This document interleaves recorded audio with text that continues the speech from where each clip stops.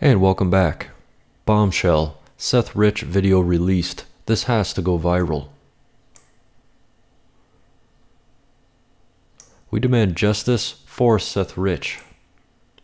Let's talk a little bit about why the media blackout and the silence from Washington on the Seth Rich case should scare the hell out of you. This video is damn well done, according to alternative views. Let's take a look. Let's talk a little bit about why the media blackout and the silence from Washington on the Seth Rich case should scare the hell out of you. You have a DNC staffer shot dead in the streets of Washington. Not only that, you have a mountain of evidence suggesting that he is the WikiLeaks source. Which means, by the way, because they're not idiots in Washington, that means people in Washington know he was the source. And I'm talking about Democrats and Republicans. Seth Rich is the card that would bring the entire House down. I'm talking the DNC, I'm talking the media. This destroys the credibility of anyone and everyone that's been pushing this Russia story. And if Republicans know that they have this card that can totally bring down the opposition, and I mean in a permanent way, and if they are not using that card, either the RNC has a vested interest in not taking down their opposition, and I'm talking about every senator and every congressman, because all it would take is one, putting a little pressure on the local police department, or one guy at the FBI with a little bit of weight, stepping in and say, hey, we have reason to believe this DNC staffer was the WikiLeaks source. We're going to take over this investigation. It just takes one. It just takes one. And the fact that not even one person involved in this fiasco has stepped forward and tried to do the right thing should scare the hell out of you. The one person with any kind of platform, Sean Hannity, steps up, decides to start asking the right questions. And what happens? What happens immediately afterwards? They try to crucify him. They are scared. This can't just be swept under the carpet. That's power they don't have anymore. So as terrified as you should be of this situation, I promise you they are more terrified. Seth Rich died trying to do the right thing. It's time people stood up and said, we're not going to take this anymore. We're not going to allow an elite class to shoot us dead in the streets like a dog. We're not going to allow a complicit media that's basically just a propaganda wing for the elites tell us what to think. The elites are so used to the rule of law not applying to them, it's escalated and escalated. It's escalated to the point to where they're literally murdering people right in front of us.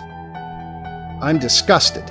And if you let them take down Sean Hannity or anyone else, you are saying it's okay to shoot us dead in the streets. We cannot let this go. We need justice for Seth Rich.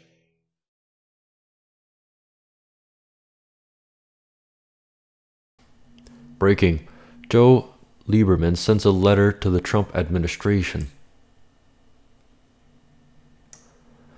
The President, the White House. Dear Mr. President, I want to first thank you for inviting me to speak with you about the possibility of being nominated as the next Director of the Federal Bureau of Investigation.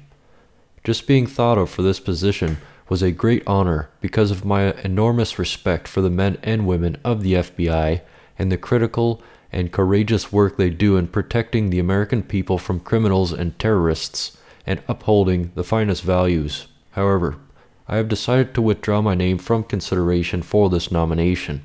With your selection of Mark Kazowitz to represent you in the various investigations that have begun, I do believe it would be best to avoid any appearance of a conflict of interest given my role as senior counsel in the law firm, of which Mark is the senior partner. Once again, I am grateful for your consideration, and I wish you the very best in identifying the right person to lead this most important law enforcement agency in the future. Well, I suppose we should be relieved, because Lieberman ran with Al Gore as a Democrat, and I'm not a huge fan of having a Democrat with that much power, so more power to him. Breaking. Former Greek Prime Minister has been car-bombed. Former Greek Prime Minister and central banker Lucas Papademos has had a car bomb detonated inside of his car. Both he and his driver were reportedly injured. It's amazing he wasn't killed. Blast in central Athens, reportedly involving a car carrying former Greek Prime Minister Lucas Papademos. Well, considering the economic collapse of Greece after entering the European Union, we see that they're failing quite quickly, and without a doubt maybe in the same situation as Venezuela, where people are dying and starving in the street. But by him being a central banker, it's no surprise. For the central bank is always the primary suspect in any economic collapse. It's no surprise people are taking it into their own hands. I'm surprised more bankers aren't targeted, to be honest.